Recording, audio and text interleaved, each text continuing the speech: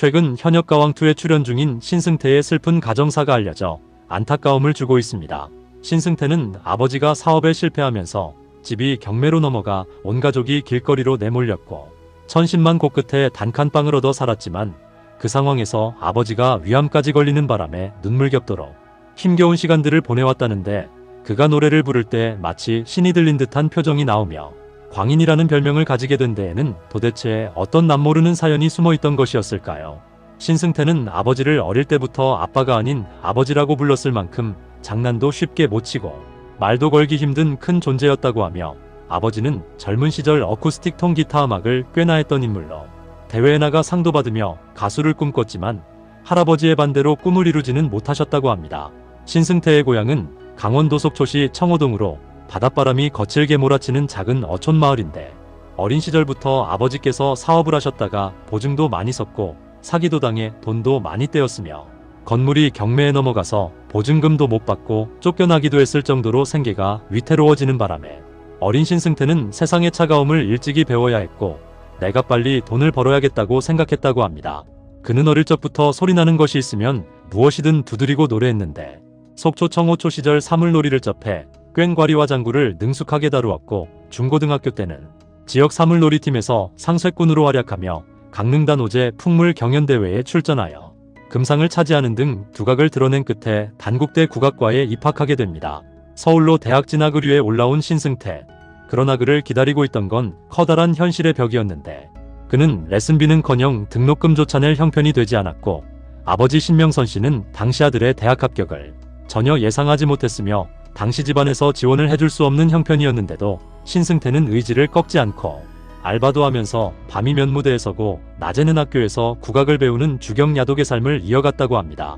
더구나 부모님은 집이 경매로 넘어가자 아들이 살던 서울 단칸방으로 와 2년이나 같이 살기까지 하게 되는데 그러자 신승태는 급기야 한 무당의 권유로 공연장뿐만 아니라 구판에서 장구를 치고 노래를 부르는 알바까지 시작하게 되었으며 그 일은 장구를 치면서 구판의 분위기를 돋우는 일로 알바비가 꽤 쏠쏠해 그 일이 아니었다면 아마 학교를 다니지 못했을 거라고 합니다. 당시 구판은 단순히 장구를 치고 노래를 부르는 자리라기보다는 사람들의 극한의 슬픔과 고통이 뒤섞여 누군가의 절박한 기도와 애원이 담긴 곳이었고 무당이 신을 모셔오며 접신하는 순간 인간의 감정은 극으로 치닫게 되는데 인간의 한과 절망 그리고 그 너머의 희망이라는 깊은 내면의 소리를 배우게 되면서 신승태는 구판에서 접한 인간의 감정과 삶의 깊이를 노래 속에 담아내 목소리에 사람의 영혼을 끌어당기는 힘을 익히게 됩니다. 구판에서의 소리꾼 신승태는 단순한 음악인이 아닌 인간과 신의 경계에 서는 중재자의 역할을 하게 되었고 노래를 부르며 사람들의 마음을 함께 풀어주며 삶의 비애와 기쁨을 몸소 느끼고 배우는 시간을 보내게 되는데요. 그의 열정은 경기민요 소리꾼으로 꽃을 피우며 결국 제13회 과천 전국경기소리 경창대회 명창부 대상과 문화체육관광부 장관상까지 수상하게 되지만 그러한 기쁨도 잠시 국악을 전공한 신승태에게 이 세상은 국악으로 밥 벌어먹고 살 수 있을까라는 냉혹한 질문을 던지게 되었고 국악 전공자의 정규직 자리는 국립국악원이 거의 유일한 선택지였지만 그마저도 경쟁은 치열했다고 합니다. 결국 그는 국악이라는 한 장르에 얽매이기보다 끊임없이 새로운 도전에 나서게 되는데 6인 조원성 민요밴드 싱싱을 결성해 보컬을 맡아 한국 민요를 기반으로 록음악을 접목해 세계적인 주목을 받게 되면서 2017년 뉴욕에서 열린 월드뮤직 글로벌 페스티벌과 미국 공영방송 NPR의 인기 프로그램 타이니 데스크 콘서트에 출연해 공연을 선보였고 특히 타이니 데스크 콘서트는 방탄소년단도 출연했던 프로그램으로 신승태는 방탄소년단보다 먼저 출연했다는 사실로도 화제가 되게 됩니다. 신승태는 솔직히 출연 당시에는 사실 뭐가 뭔지 모르고 그냥 미국 방송이라 생각하고 나갔다가 출연 6개월쯤 뒤 유튜브 반응을 보고 깜짝 놀랐다고 하는데요. 이후 싱싱은 해체가 되게 되지만 이것은 신승태에게 또 다른 전환점이 되게 되는데 이미 국악과 민요 록이라는 독특한 영역을 개척한 그답게 이번엔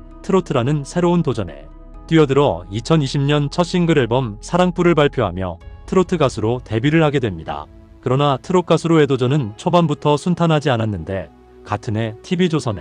내일은 미스터트롯에 참가했지만 아쉽게도 예선에서 탈락하고 말았고 그 이유는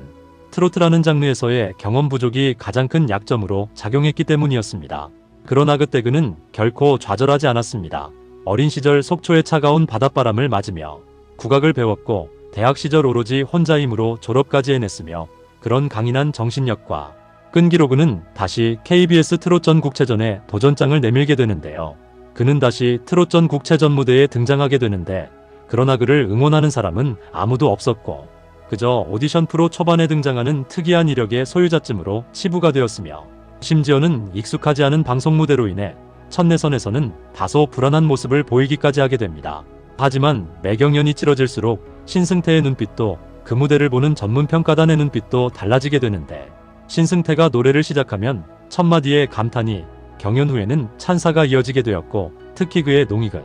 감정선과 표현력, 압도적인 무대 장악력은 타의 추종을 불허하며 평가단은 물론 경쟁자들마저 넌놓고 바라보게 만들면서 트로트계의 신성이란 극찬을 이끌어내는 등 눈도장을 확실히 찍게 됩니다. 신승태는 매회 전문평가단으로부터 최고점을 받으며 1위와 2위를 오갔지만 낮은 대중적 인지도와 시청자 투표 점수로 인해 번번이 순위가 밀리는 비애를 겪으면서도 포기는 없었습니다. 그는 거대한 팬덤도 극적인 반전 드라마도 없이 오직 실력만으로 결승 무대에 오르는 저력을 보여줬고 결국 최종 4위라는 높은 순위로 경연을 마무리하게 되는데요. 신승태는 유명 국악방송부터 미국 방송까지 국내외 무대를 모두 주름 잡으면서도 단 한 번도 떨어본 적이 없었건만 트롯 전국체 전무대만큼은 예외였다며 결승 전무대를 너무 칼을 갈고 임해 긴장했던 것이 아쉽다는 솔직한 후기를 전하면서도 많은 분들이 사위에서 어떡하냐고 물으시는데 자신은 진짜 만족한다며 참가자 3만 명 중에 4등을 한 것이니 너무 좋고 감사하고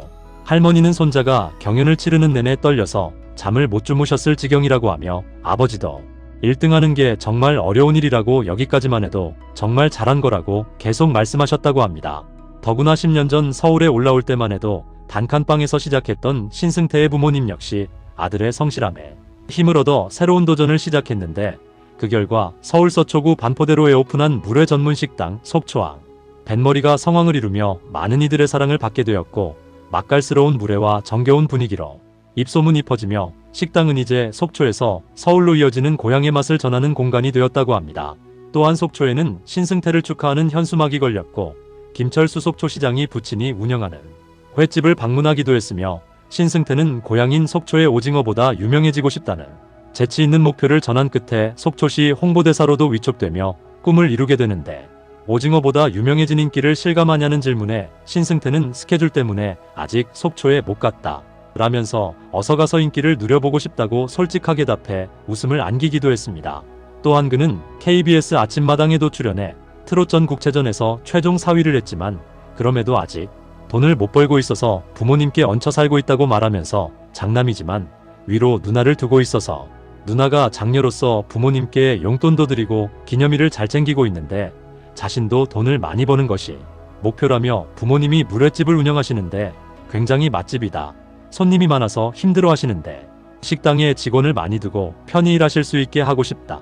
올해 아버지가 71세 어머니가 67세다. 때문에 얼른 돈을 벌어서 부모님을 부양해야 한다는 걱정이 있다며 아버지가 위암에 걸리셔서 엄청나게 고생을 하시다가 얼마 전 완치가 됐다고 전하기도 했습니다. 그는 국악과 트로트의 공통점과 차이점에 대해 비슷한 것 같지만 파고들수록 테크닉이나 표현 기법에 많은 차이가 있다면서 하지만 시작이 어찌 됐든 우리 민족의 마음속에서 태어났고 대중의 무한한 사랑을 받는 우리의 음악이라는 점은 같다고 말했고 국악 전공자로서 트로트에 도전한 계기에 대해 사실은 트로트뿐만 아니라 한번 해봐야겠다 싶은 것이 생기면 무엇이든 도전하는 편으로 트로트 가수라는